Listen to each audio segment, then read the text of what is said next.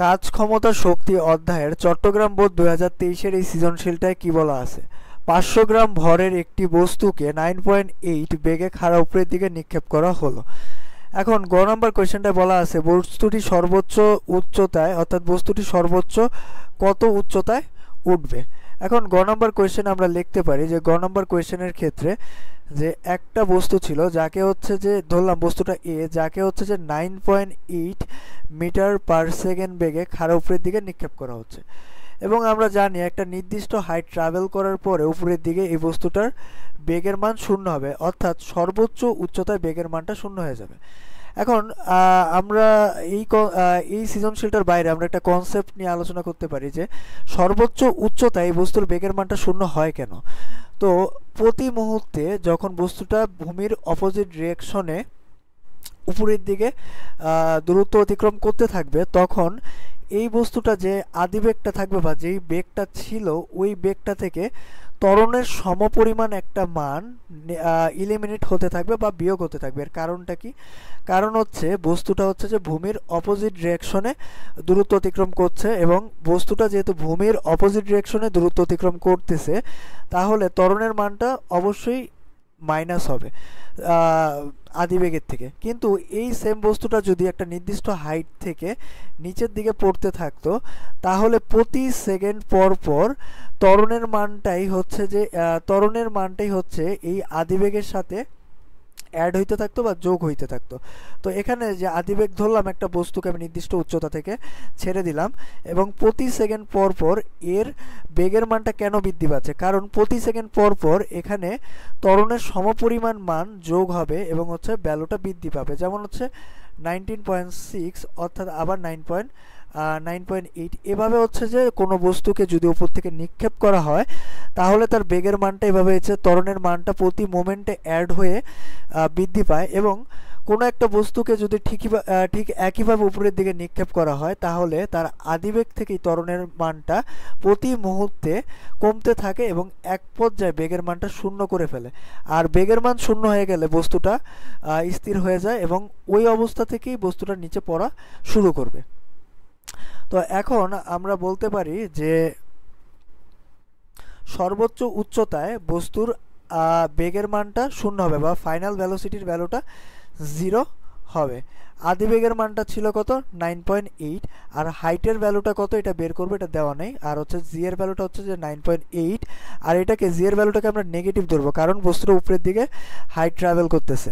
তো এখানে আমরা লিখতে পারি যে V square equal to U square minus 2gh অথবা 0 শেষ বেগের মান বা ফাইনাল ভ্যালোসিটির ভ্যালু যেহেতু 0 আদিবেগের মানটা হচ্ছে 9.8 whole square minus 2 into 9.8 into h অথবা আমরা h ইকুয়ালস টু লিখতে পারি যে 9.8 হোল স্কোয়ার ডিভাইডেড বাই 19.6। এখান থেকে আমরা h এর ভ্যালুটা পাচ্ছি হচ্ছে 4.9 মিটার। এখন ঘ নাম্বার কোয়েশ্চেনটায় বলা আছে যে ভূমি থেকে কত উচ্চতায় বস্তুটির বিভব শক্তি গতিশক্তির 1/100 হবে। অর্থাৎ ঘ নাম্বার কোয়েশ্চেনটা জিজ্ঞেস করা হয়েছে যে ভূমি হতে কত উচ্চতায় যে বিভব শক্তিটা যে পাবো তা গতিশক্তির 1/100 হবে। তো এখন আমরা যদি ধরে নিই ভূমি হতে এই এ বস্তুটা যখন x মিটার উচ্চতায় উঠবে তখন পি নামক একটা পয়েন্ট অর্থাৎ পি পয়েন্টে এই বস্তুটার বিভব শক্তিটা গতিশক্তির 1/100 হবে। এখন আমাদের এই হাইটটাই বের করতে হবে যে কত মিটার উচ্চতায় বস্তুর বিভব শক্তি গতিশক্তির 1/100 হবে। তো এখন আমরা যদি এই এক্স মিটার উচ্চতায় বস্তুর বিভব শক্তি এবং গতিশক্তির মানটা বের করে এই ইকুয়েশনে বসায় দিই তাহলে আমরা পেয়ে যাব যে কত মিটার উচ্চতায় বস্তুটির বিভব শক্তি গতিশক্তির 1/100 হবে। এখন আমরা লিখতে পারি যে বস্তুটির গতিশক্তি আগে যদি বের করে নিতে চাই তো গতিশক্তি বের করার জন্য আমাদের এই বস্তুটা যে আদিবেগে নিক্ষেপ করা হয়েছিল 9.8 এই বেগে এক্স মিটার ট্রাভেল করলে এই বস্তুটার ফাইনাল ভ্যালোসিটিটা কত হবে এটা আগে বের করে নিতে হবে, তারপর হচ্ছে আমরা গতিশক্তির মানটা পাবো। তো এখন আমরা যদি লিখি যে কত V square equal to U square minus 2gh আর শেষ বেগ বের করার ক্ষেত্রে এক্স মিটার উচ্চতায় তো আমাদের এখানে কি কি দেওয়া আছে, আদিবেগের মানটা হচ্ছে 9.8 আর হচ্ছে জি এর ভ্যালুটা হচ্ছে কত 9.8 আর এইচ এর মানটা আমরা কত ধরেছি এক্স মিটার। তো এখানে আমরা লিখতে পারি যে 9.8 স্কোয়ার মাইনাস 2gh, এই ভ্যালুগুলো না বসিয়ে আমরা এভাবে লিখে দিতে পারি যে 96.04 মাইনাস 2gx। এক্স ধরার কারণে যে আমরা ট্রাভেলকৃত হাইটটা এক্স ধরেছি। তো এখন আমরা যদি গতিশক্তিটা বের করতে যাই যে E K equals to half M B square, এখানে হাফ ইন্টু ভরের মানটা কত 0.5, অর্থাৎ এখানে 500 গ্রাম দেওয়া ছিল, তো আমরা হচ্ছে যে কেজিতে কনভার্ট করে নিলাম। তো 0.5 আর হচ্ছে বেগের মানটা কত যে 96.04 মাইনাস হচ্ছে কত 2gx, এটা হচ্ছে গতিশক্তির মানটা। এখন আমরা যদি এক্স মিটার উচ্চতায় বস্তুটার বিভব শক্তির মানটা বের করতে চাই, তো আমরা এখানে লিখতে পারি যে যখন বস্তুটা ভূমি হতে ওই এক্স মিটার উচ্চতায় ছিল তখন ওই বস্তুটার বিভব শক্তির মানটা কত ছিল। তো বিভব শক্তি বের করতে গেলে আমরা লিখতে পারি বিভব শক্তি equals to M G H. এভাবে আমরা বিভব শক্তির মানটাও পেয়ে গেলাম যে এম জি এইচ। এখন আমরা যদি বিভব শক্তির মানটা এবং হচ্ছে যে গতিশক্তির মানটা একটা ইকুয়েশন, অর্থাৎ এই ইকুয়েশনটা বসায় দিই, তাহলে আমরা হাইটটা পেয়ে যাব যে কত মিটার উচ্চতায় বস্তুটির বিভব শক্তি গতিশক্তির 1/7 হবে। তো এখন আমরা লিখতে পারি যে প্রশ্ন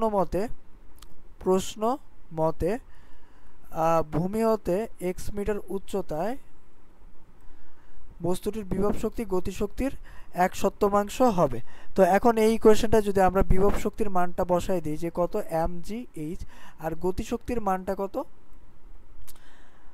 half into M into 96.04 minus হচ্ছে 2gh। এখন এখান থেকে পাওয়া যাচ্ছে যে জি এক্স, অর্থাৎ হাইটটা তো এক্স হবে, তো G X equals to 1/14 into M কাটা।